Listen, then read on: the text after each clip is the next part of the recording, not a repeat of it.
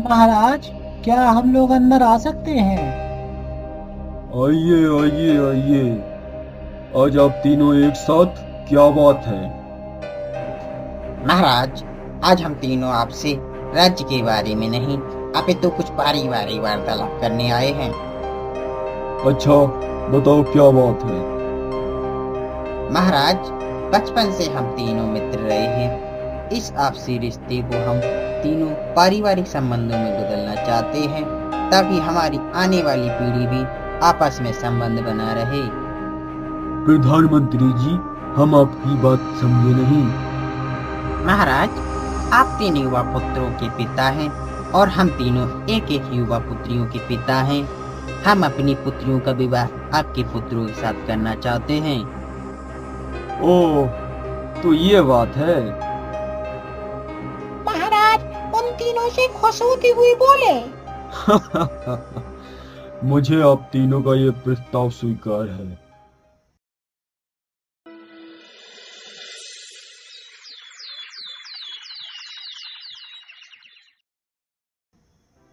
इस बातचीत के 15 दिन बाद ही तीनों राजकुमारों का सगाई समारोह संपन्न हुआ।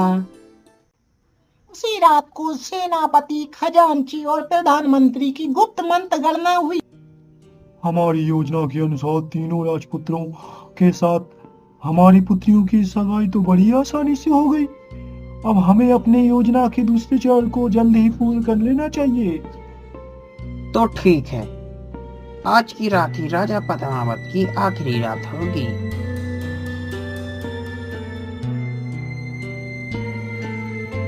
अरे, यदि तुम मेरा काम कर दो तो मैं तुम्हें मुंह मांगी कीमत दूंगा। बोलो, क्या सच में? मुंह मांगी कीमत पाने के लिए तो मैं कुछ भी करने के लिए तैयार हूँ। कहिए, मुझे क्या करना होगा? इस पुड़िया में अत्यंत घातक विष है। इस विष को महाराज के दूध में मिलाकर देना होगा। बोलो। ये सुनकर हरि कुछ सोच में पड़ गया। प्रधानमंत्री जी, मैं आपका एक काम करने के लिए तैयार हूँ। तो जाओ, महाराज के दूध पीने का समय हो गया है।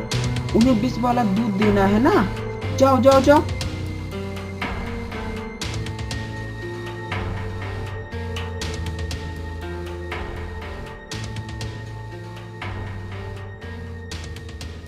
लीजिए महाराज, दूध पी लीजिए।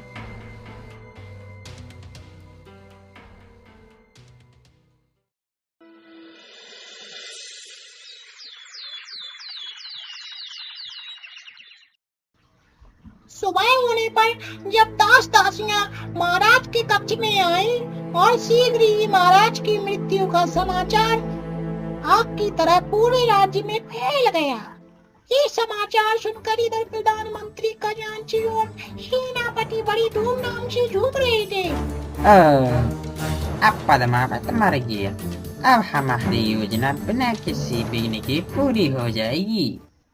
इस घटना के 15 दिन बाद प्रधानमंत्री राजबहादुर ने युवराज हीरावत को बुलाकर उससे कहा, युवराज, महाराज के निधन के बाद राज्य की राजगद्दी खाली पड़ी है। तुम महाराज के बड़े पुत्र हो, इसलिए अब तुम्हें ही रामपुर की राजगद्दी संभालनी होगी। इसलिए मैं चाहता हूँ रामपुर की राजगद्दी पर बैठने से पहले तुम्हारा विवाह मेरी पुत्री लाजवंती से हो जाए, ताकि तुम संपूर्ण हक से राज दरबार में बैठो। तो इस कार्य में रुकावट क्या प्रधानमंत्री जी? मैं आपकी पुत्री के साथ आज ही विवाह करने के लिए तैयार हूँ। राजकुमार, रुकावट आपकी ओर से नहीं, अपितु मेरी पुत्री लाजवंती की ओर से है। क्या मतलब प्रधानमंत्री जी? राजकुमार, मेरी पुत्री लाजवंती बहुत ही जिद्दी है। उसकी जिद है कि राजकुमार हीरावत किसी दूसरे राज्य में जाकर वहां से उसके लिए कोई अनोखी चीज नहीं लाएंगे तब तक राजकुमार के साथ विवाह नहीं करेगी। ओ, ये तो बड़ी विचित्र जिद है लाजवंती की। फिर कुछ सोचकर उसने प्रधानमंत्री से कहा, ठीक है प्रधानमंत्री जी, अब मैं लाजवंती की जिद पूरी करने के बाद ही उससे शादी करूंगा। प्रधानमंत्री जी, मैं आज ही दूसरे राज्य के लिए प्रस्थान करूंगा। राजकुमार, मैं आपसे एक विनती और करना चाहता हूँ। हाँ हाँ, कहिए प्रधानमंत्री जी। राजकुमार, तुम अपने राज्य से पहली बार किसी दूसरे राज्य में जा रहे हो, इसलिए आप अपने छोटे भाइयों को शेर सिंह और शमशेर सिंह को भी लेते जाइए। हाँ, कह तो ठीक रहे हैं प्रधानमंत्री जी। आपका कहना मानकर मैं शेर सिंह और शमशेर सिंह को भी साथ में लेते जाऊंगा। मुझे इस बात की खुशी है राजकुमार कि आपने मेरा सुझाव मान लिया। उसी दिन हीरावत, शेर सिंह और शमशेर सिंह राजपुर से दूसरे राज्य के लिए जाने लगे। वे अभी प्रस्थान करने ही वाले थे कि युवराज युवराज रुकिए। फिर प्रधानमंत्री, खजांची और सेनापति अपने अपने हाथों में पकड़ी संदूक तीनों राजकुमारों को देते हुए बोले, राजकुमारों, तुम तीनों प्रदेश जा रहे हो। यहाँ से चलकर ना जाने कहाँ भोजन मिले। हमारी पुत्रियों ने आपके लिए लड्डू बनाए हैं, लो इन्हें रख लो। रास्ते में भूख लगने पर इन्हें खा लेना। राजकुमार होते हुए हम आपसे एक बात कहना चाहते हैं। हम शीघ्र ही अपने राज्य लौटकर आ जाएंगे। तब तक आप तीनों को राजपुर का कामकाज संभालना होगा। आप फिक्र न करिए राजकुमार, आपकी अनुपस्थिति में हम तीनों राजपुर का पूरा ध्यान रखेंगे। इधर उस कक्ष के बाहर से गुजरती प्रधानमंत्री की पुत्री लाजवंती उनकी बातें सुनने के लिए द्वार पर छिपकर ही खड़ी हो गई। मेरे दिमाग में एक योजना आई है। अब जबकि पद्मावत के तीनों पुत्र हमारे रास्ते से हट चुके हैं, तो हमें राजपुर पर अपना अधिकार जमाने में देर नहीं करनी चाहिए। मित्रों, राजपुर की सेना को हम अपनी ओर मिला चुके हैं। कल जब दरबार लगेगा तो हमें ये घोषणा कर देनी चाहिए, आज से राजपुर पर हम तीनों का राज्य है। मित्र राज बहादुर, तुम कितने बुद्धिमान हो, इसलिए हम प्रारंभ से ही तुम्हारी बताई हुई योजना पर चल रहे हैं। तुम कितनी सफाई से राजा पद्मावत को मरवाकर बड़ी चालाकी से उनके तीनों पुत्रों को राजपुर से बाहर भिजवा दिया। तुम्हारे ही सुझाव पर पुत्रियों का नाम लेकर हमने तीनों भाइयों को विष मिले हुए लड्डू दे दिए। वाह वाह वाह, जिन्हें खाकर तीनों राजकुमार निश्चित ही मर जाएंगे। हमें तो गर्व है तुम्हारी बुद्धिमानी पर मित्र। बहुत बढ़िया, उत्तम अति उत्तम।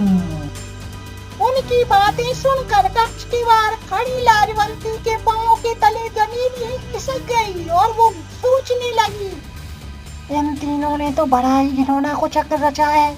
मैं अपने पति हीरावत और दोनों देवर का बाल विवाह का नहीं होने दूंगी, चाहे इसके लिए मुझे कुछ भी क्यों ना करना पड़े। उसने उसी समय अपने कक्ष में पहुंचकर एक दासी को बुलवाया और कहा, तुम इसी समय सेनापति जी की लड़की सुदाक्षी और खजांची की लड़की मीनाक्षी को बुला लाओ। उनसे कहना कि मैं इसी समय एक अत्यंत महत्वपूर्ण विषय के बारे में उनसे सलाह मशवरा करना चाहती हूँ। लाजवंती, हम दोनों को तुमने इस समय कैसे याद किया है? लाजवंती ने सारी बात विस्तार पूर्वक उन्हें बता दी। सारी बात जानकर सुदाक्षी और मीनाक्षी हक्का बक्का रह गईं। हमारे पिताओं ने तो हमारे भाभी पतियों के खिलाफ कैसा खूनी षड्यंत्र रचा है। देखो, राजकुमार हीरावत अपने दोनों भाइयों के साथ इस राज्य से ज्यादा दूर नहीं गए होंगे। हमें इसी समय उनके पास पहुंचकर उन्हें विष मिले लड्डू के बारे में बता देना चाहिए, ताकि हम उन तीनों की जान बचा सकें। तो ठीक रही हो बहन लाजवंती। क्या लाजवंती उन तीनों राजकुमारों की जान बचा पाएगी? क्या तीनों राजकुमारों ने विष के लड्डू खा लिए होंगे? क्या अपने राज्य वापस लौट कर आ पाएंगे? यह जानने के लिए इसका अगला एपिसोड देखना ना भूलें।